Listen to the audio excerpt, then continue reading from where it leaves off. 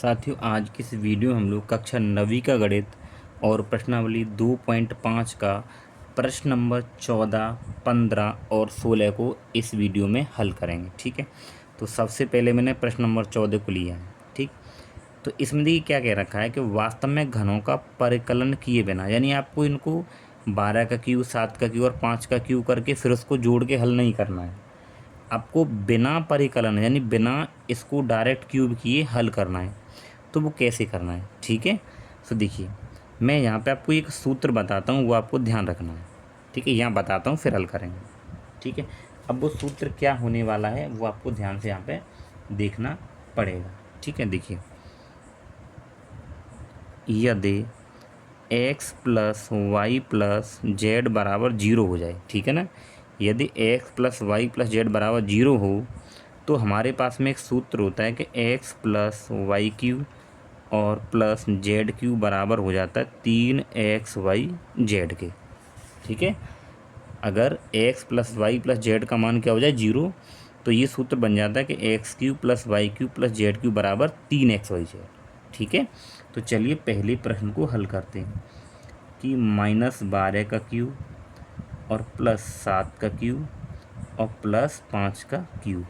ठीक है, इसको हल करना है। तो मान लीजिए कि माना ये आपके पास में x मान लीजिए, तो माना x बराबर -12 और y बराबर मान लीजिए 7 और z बराबर मानिए 5। ठीक है, यानी x बराबर -12, y बराबर 7 और z बराबर 5। अब आप इसको यहाँ पे लगाइए, यानी x plus Y plus z निकालिए। तो x plus Y plus z बराबर, तो एक्स का मान -12 और प्लस वाई का मान 7 और जेड का मान 5। ठीक है, रख दिया। अब हल करिए, तो ये -12, ठीक है, और ये +7 और 5 12, तो ये प्लस का 12, तो ये से कट जाएगा क्योंकि ये प्लस का ये माइनस का, तो क्या आ गया जीरो। तो मैंने आपको क्या बताया है, यदि x plus Y plus Z का मान जीरो आ जाए, तो x plus Y plus Z का मान जीरो आ गया, तो हम लोग कह देते हैं कि x cube plus y cube plus z cube बराबर क्या हो जाएगा, ये हो जाएगा। ठीक है, तब तब क्या होगा कि x cube plus y cube और प्लस जेड क्यू बराबर 3xy जेड। ठीक है, ये हो जाता है x cube plus y cube plus z cube बराबर क्या हो जाता है, ये। तो एक्स का मान आपके पास कितना है 12, तो -12 का क्यू और प्लस वाई कितना है 7 का क्यू और जेड कितना है 5 का क्यू।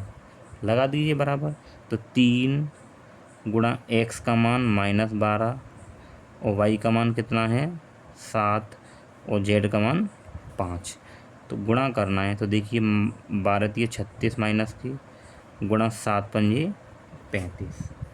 ठीक है, और जब हम लोग इन दोनों की गुणा करेंगे तो माइनस और इन दोनों का अगर आप गुणा करते हैं तो देखिए 36 गुणा 35, तो 5 6 30, 3 5 3 15 और 3 18 और 3 6 18, 1 और 3 3 और 1 10, 0 8 16 1260 आ जाएगा। कितना आ जाएगा, माइनस का 1260। हो गया ना उत्तर कंप्लीट। ठीक है, आई होप आप लोग समझ गए होंगे। ठीक, यही प्रश्न नंबर दूसरा देखिए। तो दूसरा क्या है कि 28 का क्यूब और प्लस -15 का क्यूब और प्लस -13 का क्यूब, ये करना है। तो सबसे पहले इसमें एक काम करना है, क्या कि मान लीजिए, माना x बराबर 28, y बराबर -15 और z बराबर -13। ठीक है, तो हमें क्या निकालना है यहाँ पे, x plus Y plus Z का मान निकालिए। तो x का मान लगा दीजिए 28 और y का मान -15 और z का मान -13। ठीक है, तो ये हो जाएगा 28 प्लस माइनस माइनस का 15 प्लस माइनस माइनस का 13, तो 28 और ये हो जाएंगे, इनको अगर हम माइनस माइनस प्लस इन दोनों को जोड़ेंगे तो माइनस का 28 हो जाएगा। तो 28 - 28 करेंगे तो जीरो आ गया, यानी x plus Y plus Z का मान क्या है, क्या जीरो। और जब इसका मान जीरो आ जाए तो हम सूत्र यूज कर सकते हैं, तब x cube plus y cube plus z cube बराबर 3xy z यानी इस सूत्र से। तो लगाइए इसमें, एक्स का मान 28 है, वाई का मान क्या है -15, प्लस जेड का मान क्या है -13 का क्यूब बराबर क्या बन जाता है सूत्र, क्या 3 गुणा एक्स का मान 28, वाई का मान -15 और जेड का मान -13। अब इन सब की आपको क्या करनी है, गुणा करनी है। तो देखिए आप लोग गुणा करके देख लेना, तो माइनस से तो पहले माइनस कट जाएगा, ठीक है। तो 3 8 देखो, इनके आपस में गुणा कर लो, 3 8 24 और हासिल 2 और 3 6 2 8, फिर गुणा इनके आपस में। तो देखिए 13 5 65 के 5 हासिल 6 और 13 कम 13 और 13 और 6 कितने हो जाएंगे आपके पास में 19। और जब इन दोनों की गुणा करेंगे तो ये आपके पास उत्तर आ जाएगा 16,380। 16,380 आप लोग यहाँ गुणा करके देख सकते हो, ठीक है। तो ये प्रश्न नंबर 14 के दोनों प्रश्न एकदम कंप्लीट हो गए। तो आपको सूत्र क्या याद रखना है, ये वाला, कि यदि x plus Y plus Z का मान 0 आ जाए तो हम लोग ये सूत्र यहाँ पे यूज कर लेंगे, ठीक है। अब इसके बाद में देखते हैं प्रश्न नंबर 15। देखिए साथियों, प्रश्न नंबर 15 हम लोगों को क्या दे रखा है, इसको आप थोड़ा सा ढंग से पढ़िए। आप बुक से मैच कर सकते हैं प्रश्न को। नीचे दिए गए आयतों जिनमें उनके क्षेत्रफल दिए गए हैं, ठीक है, में से प्रत्येक की लंबाई और चौड़ाई के लिए संभव व्यंजक दीजिए, ठीक है। तो ये हमें यहाँ पे क्या है, इसको निकालना है। तो देखिए इसको लंबाई और चौड़ाई निकालनी है। तो ये प्रश्न देखिए आपकी बुक में किस तरीके से दे रखे हैं, ये एक बॉक्स में इस तरीके से बंद है, इस तरीके से, यानी कि ये कह रहा है कि एक आयत है ये पूरा, इसका क्षेत्रफल दे रखा है। ऐसे ही नीचे वाले क्वेश्चन को उसने एक आयत में से बंद किया हुआ है, ठीक है, ये दे रखा है। तो ये कह रहा है कि इन आयतों के जो लंबाई और चौड़ाई होंगी वो ज्ञात करनी है, ठीक। तो देखिए पहला प्रश्न को हम लोग करेंगे, तो हमें ये क्या दे रखा है, आयत का क्षेत्रफल है, आयत का क्षेत्रफल बराबर कितना दे रखा है, 25a² माइनस 35a और प्लस 12। तो क्या करें कि इसके हम लोग गुणनखंड कर लें, इसके 25a² माइनस 35a प्लस 12, इसके हम लोग क्या करें, गुणनखंड यहाँ पे कर लें। तो देखिए गुणनखंड के लिए हम लोग को क्या करना है कि 25 और 12 की गुणा करनी है। तो 25 गुणा 12 करेंगे तो 12 पंजे 60 हासिल 6, 12 दूनी 24 और 6 कितने हो जाएंगे 30 हो जाएंगे। तो बीच वाले नंबर को ऐसी संख्या में तोड़ना है कि गुणा करने पर 300 आए, उनको जोड़ने घटाने पर क्या आना चाहिए, 35 से आना चाहिए। तो मैं अगर इसको तोड़ लूँ 20a, ठीक है, और इसको और माइनस का 15a, तो देखिए ये माइनस का 20 है और ये माइनस का 15 है। तो जब इनको हल करेंगे तो माइनस माइनस प्लस, तो माइनस का क्या आएगा 35 से आएगा, और गुणा करेंगे तो देखिए 15 कम 15 और 15 दूनी 30, तो 300 बन रहा है ना। यानी कि मैं इसको लिख सकता हूँ कि 25a² माइनस 20a और माइनस 15a और प्लस 12, ठीक है। फिर इसको थोड़ा सा और हल करिए आगे भी। तो देखिए ये 2 का जोड़ा बना लीजिए, एक ये 2 का जोड़ा, तो यहाँ से कुछ कॉमन आएगा, तो यहाँ से आई इतनी, ये 5a कॉमन आ जाएगा, क्या आ जाएगा 5a, ठीक है। तो यहाँ से जब लोग 5a कॉमन लेंगे तो 5 पंजे 25, अंदर 5a बचेगा और 5 चौक 20 यहाँ बच जाएगा। फिर यहाँ से हम लोग 5a कॉमन लेंगे, यहाँ से 5 कॉमन आएगा तो -5 कॉमन आएगा, तो 5 × 15 3 बचेगा, और ये a और माइनस, देखिए यहाँ से 3 कॉमन आएगा, कितना आएगा 3, तो 3 कॉमन आएगा तो यहाँ बचेगा 5, यहाँ से 3 कॉमन आएगा माइनस का, तो माइनस का 3, तो 3 पंजे 15, यहाँ 5 आ गया, और ये माइनस और 3 चौक 12, तो ये दोनों ब्रैकेट सेम हो गए। तो हम लोग इसको क्या लिख सकते हैं कि 5a और -4 एक ब्रैकेट में, और दूसरे ब्रैकेट में ये कि 5a और -3, ठीक है। तो इसके जो गुणनखंड ये निकल के आए, तो हम कह सकते हैं ये एक को तो आप इसमें लंबाई मान लीजिए और एक को क्या मान लीजिए, चौड़ाई मान लीजिए, ठीक है। तो यहाँ पे लिखेंगे हम अतः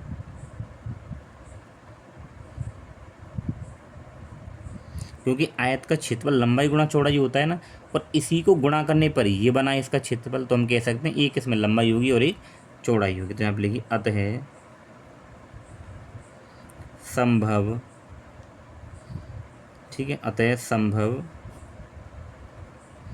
तो लंबाई आप मान लीजिए 5a-4, ठीक है, और चौड़ाई आप लोग मान लीजिए ये वाली कि 5a-3, ठीक है, ये हो जाएगा।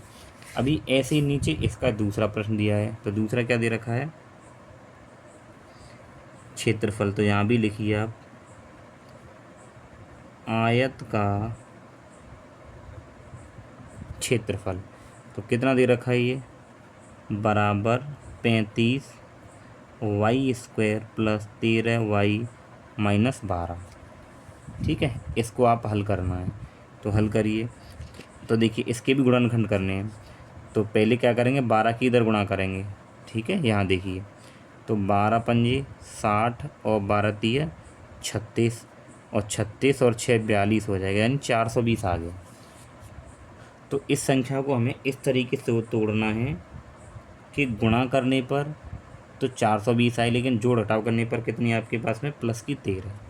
तो देखिए मैं इसको लिख सकता हूँ कि 35y², ठीक है, और यहाँ हम लोग कर लें हैं माइनस का 15y और प्लस का 28y और -12।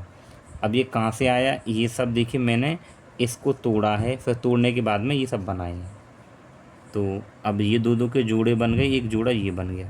तो यहाँ से क्या कॉमन आएगा, 5y, तो यहाँ से 5y कॉमन आएगा, तो 5 सत्ते 35, यहाँ 7y और 5 तिया 15 ये। फिर देखिए यहाँ से क्या कॉमन आ जाएगा, 4 आ जाएगा, तो 4 सत्ते 28, 7, और ये y -4 तिया 12, 3, ठीक है। तो ये दोनों ब्रैकेट एक जैसे हैं, तो एक ब्रैकेट में आ जाएंगे ये, और दूसरे में यहाँ से ये 5y और ये +4। तो यहाँ भी हम कह सकते हैं, क्योंकि इस क्षेत्रफल को हल करके ये चीज़ आई है, तो क्षेत्रफल तो होता है लंबाई गुणा चौड़ाई, तो यानी इन दोनों का गुणा करेंगे तो इसका क्षेत्रफल ही हमें मिल जाएगा। तो हम कह सकते हैं कि ये लंबाई हो जाएगी और ये चौड़ाई हो जाएगी, कोई सी भी इसमें लंबाई चौड़ाई हो सकती है। तो यहाँ पे लिखिए अतः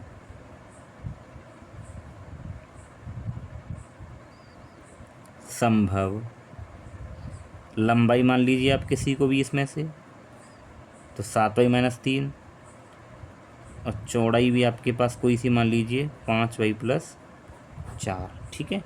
तो ये प्रश्न नंबर 15 कंप्लीट हो गया। देखिए इसके बाद में प्रश्न नंबर 16 क्या है, घनाभों जिनके आयतन नीचे दिए गए हैं की विमाओं के लिए संभव व्यंजक लिखिए। संभव व्यंजक का मतलब क्या है, उस घनाभ की हमें विमा का मतलब लंबाई चौड़ाई और ऊंचाई बतानी है। तो पहला प्रश्न देखिए आप, तो आयतन दे रखा किसका है, ये घनाभ का। तो यहाँ पे लिखिए घनाभ का आयतन बराबर 3x² - 12x, ठीक है। तो मैं इसमें से देखिए 3x अगर कॉमन ले लूँ, तो अगर मैं 3x यहाँ से कॉमन लूँगा तो यहाँ पे x बचेगा, और -3 चौक 12, यहाँ 4 बच जाएगा। अब मैं इसको क्या लिख सकता हूँ, 3 गुणा x और गुणा x - 4। अब आप इस चीज़ ध्यान दीजिए, क्या घनाभ का आयतन ये था पहले से, इसको मैंने जब सॉल्व किया तो ये आ गया। तो मैं कह सकता हूँ कि ये मान लो लंबाई है, ये चौड़ाई मतलब b है, और ये ऊंचाई मतलब h है, ऐसे मान सकते हैं हम लोग, ठीक है। क्योंकि इन्हीं का आपस में गुणा करने पर ये संख्या आएगी, और ये क्या है, घनाभ का आयतन है।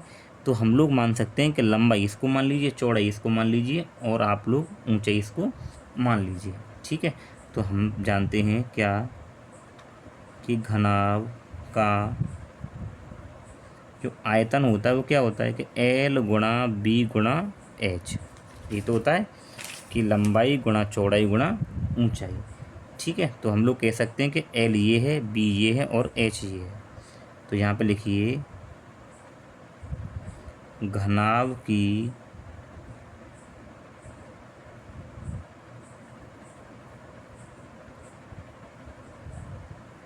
विमाओं के लिए संभव व्यंजक। ठीक है, तो हम कह सकते हैं कि लंबाई आप 3 मान लीजिए, चौड़ाई मतलब b होती है तो b आप x मान लीजिए, और ऊंचाई मतलब h होती है, इसको आप x माइनस 4 मान लीजिए। तो हो गए इसके व्यंजक। ठीक है, अब इसके बाद में इसका दूसरा प्रश्न ये दे रखा है, तो ये दे रखा है हमें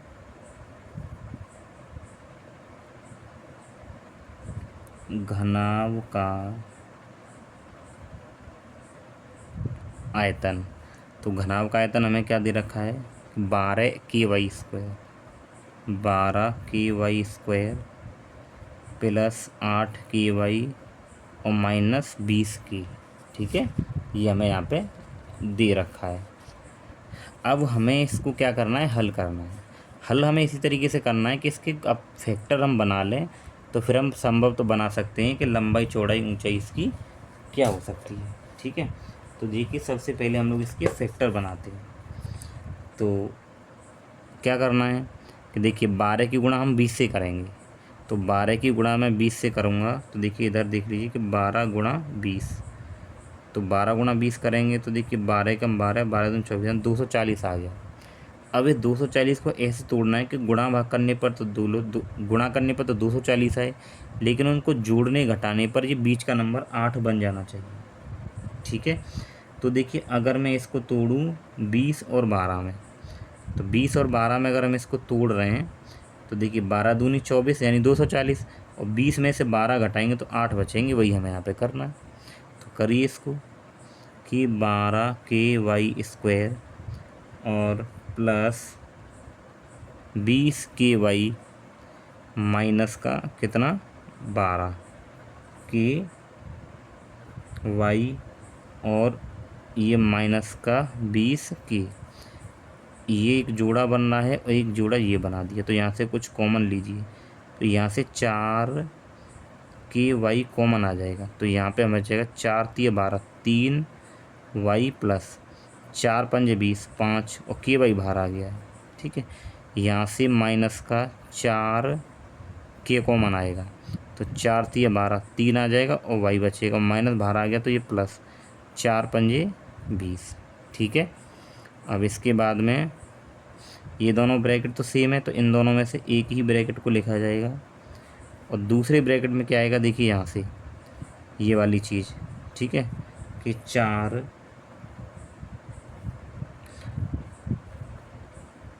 के वाई और माइनस का 4 के, ये आएगा। अब देखिए यहाँ पे और क्या काम हो सकता है कि 3 वाई प्लस 5, यहाँ पे देखिए 4 के और यहाँ भी 4 के, तो 4 के यहाँ कॉमन आ जाएगा, तो 4 के, तो यहाँ पे क्या बचेगा आपके पास वाई और माइनस 1। अब आप ये देख रहे हैं कि यहाँ पे भी 3, देखिए ये 3 वाई प्लस 5, फिर इंटू में 4 के, फिर इंटू में वाई माइनस 1। तो हम यहाँ भी मान सकते हैं कि ये लंबाई है, ये चौड़ाई है और ये ऊंचाई है। क्यों कि जब इस पूरे को हल करेंगे तो आपको मिलेगा ये नंबर, और ये आपके पास क्या घनाभ का आयतन। तो हम मान सकते हैं कि संभवतः जो उसकी विमाएँ होंगी वो लंबाई चौड़ाई ऊंचाई ऐसे हो जाएंगे। तो यहाँ पे लिखिए कि चूँकि घनाभ का आयतन क्या होता है, L गुणा B गुणा H होता है ना, कि लंबाई चौड़ाई और ऊंचाई। तो मैं कह सकता हूँ लंबाई ये है, चौड़ाई ये है और ऊंचाई ये है। तो यहाँ पे लिखिए अतः घनाभ की विमाओं के लिए संभव व्यंजक तो कौन कौन से हो जाएंगे, मान लीजिए कि L बराबर तो आपके पास क्या हो जाएगा, ये हो जाएगा कि 3 वाई प्लस 5। ठीक है, और B इसको मैं मान सकता हूँ कि 4 के को, और H में इसको मान सकता हूँ कि वाई माइनस 1 को, यानी कोई सा भी हो सकता है।